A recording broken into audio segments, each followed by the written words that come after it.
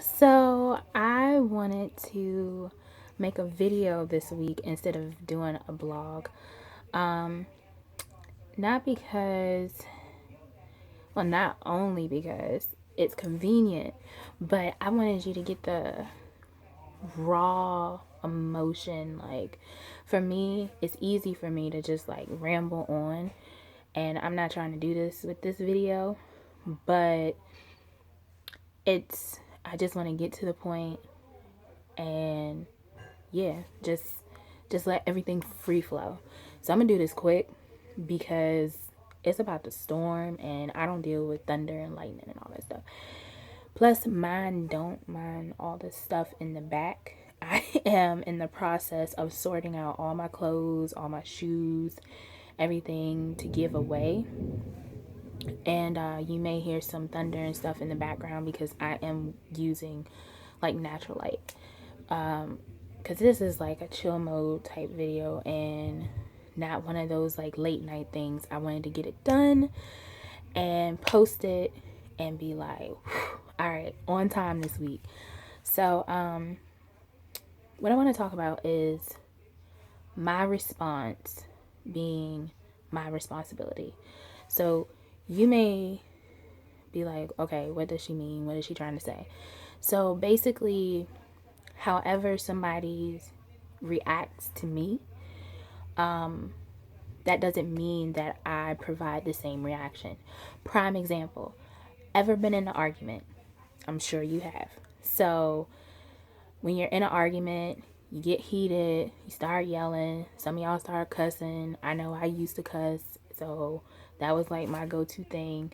And it can make things really complicated because you get so caught up in so many emotions, and I mean, it gets to be too carried away. So what I wanted to do is talk about doing the absolute opposite. Instead of getting angry, instead of I mean, you can, I mean, there's nothing against you getting angry, but you don't have to jump all into your emotions. So you don't have to respond by yelling and cussing and throwing things or being violent or, I mean, not even that, just, saying hurtful things. So, for me, in the past month or even month and a half, I have had some encounters with people, and not just strangers, but people that I love, people that I thought were my friends, people that I thought were really down for me. And I learned that by them moving out of my life, and it was like I guess I could say like a peaceful transition. It wasn't no arguments. It wasn't no, why would you do this to me? Like, it was no drama. It was just like, God was just like pushing them like out the way. Just like, it was no type of drama going on. It was unnecessary. It was not needed. So, but with this, and you don't understand it sometimes when you're in the moment, when people do just walk away or people just come at you any type of way, like, you don't understand it sometimes within that moment, but it's something that can be embedded in you where your response is your responsibility and you can respond differently. See, I learned this principle from my pastor. My pastor is Dr. Mike Freeman at Spirit of Faith Christian Center. 3 locations: Brandywine, Ellicott City, and Temple Hills. And he taught us this principle through the Word of God, using scriptures. I don't know how long ago, that our response is our responsibility. That just because somebody has an adverse reaction towards you doesn't mean that it doesn't warrant you to have the same reaction towards them. So they can be caught up in a bind. They can wild out, be crazy, do all this stupid stuff. But you can sit back and be chill and be like, okay, cool. This is how it is. Let's assess the situation. Let's put some logic to it. Let's make a resolution. So, more than ever in my whole entire life, I have found that I'm using this principle more and more. Like, there's so many things that has happened and has occurred that I could warrant a reaction of being angry, being mad, being sad, being depressed, having anxiety, but I choose not to. I simply choose not to, because I know the effects of it. Okay, what am I going to get from being angry except for just being angry? Like, there's no fruit from that. There's no, I don't get fed off of that. There's nothing that is feeding my soul.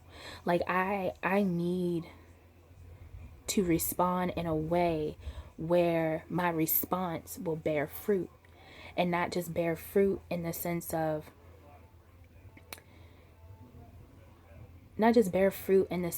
like, oh, I need to harvest this, but that it will change the person whom I'm reacting to. Like, it's not for my, what I'm basically saying is not for my benefit, it's for the other person's benefit. Like, it's not for me. Like, that's how I'm looking at it. Will I get a good, will I feel good and be cool and chill afterwards? Yeah, that's like a great benefit of not just jumping into your emotions. But at the same time, it will also change. It also could change the other person's reaction, you know?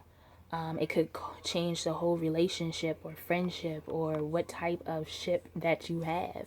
Like, it could just absolutely and totally change it. Just being civil and respectful of one another, even if that person isn't respectful towards you. I have caught myself in so many situations within the past month and a half that where I could cuss somebody out. And to be honest with y'all, I definitely felt like it. Like, it's not a game. Even though I'm Christian, I'm saved, I love the Lord, everything, but I ain't sitting up here, like, I'm not gonna front. I felt like cussing. And it's just, I was like, but I had to catch myself in that moment, in the heat of the moment, in the heat of my emotions, and be like, why? Why do I want to do this? And plus, where is it going to get me? Except for the argument is just going to be even more heated, and we're just going to be even more angry and hurt.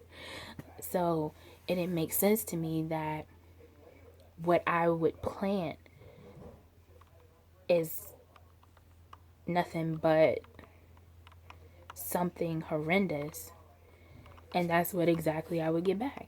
If I cuss at somebody and I plant that into somebody's life, don't you think that a person with common sense would do the same? Like, it's gonna happen. Like, that's just natural human reaction. So, like, yeah, that's exactly what I wanted to do. And I didn't want to cuss him out, but I felt like cussing him out, but I didn't do it because I knew that nothing good was going to come from it. And that's one thing that I had to learn, and it was a very hard lesson to learn, was to divorce myself from my emotions. And when I say divorce yourself from your emotions, I mean exactly that. Like, take yourself out of your emotions. And some people are like, well, this person made me mad, and I'm like, how can somebody make you do anything when you're out here claiming that you're independent? You just contradicted yourself. So somebody can make you mad, somebody can make you pissed off, somebody can make you cry. And that's just not fair. It doesn't have to be fair, you know?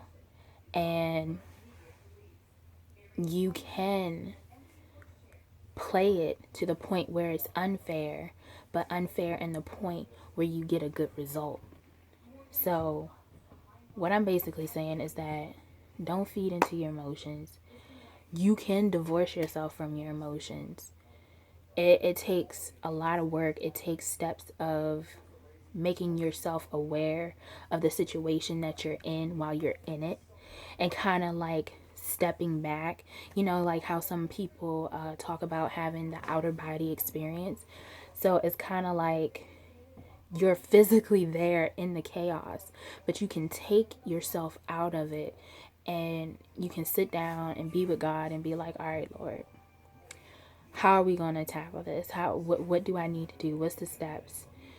What is this person saying? Like, I think that's where a lot of the communication errors in this world, forget like relationships, friendships, in this world comes from, is that people get so, just one of the things is people get so caught up in their own stuff, in their own perception, in their own definition of things, that they're not really hearing the person, they're hearing what they want to hear.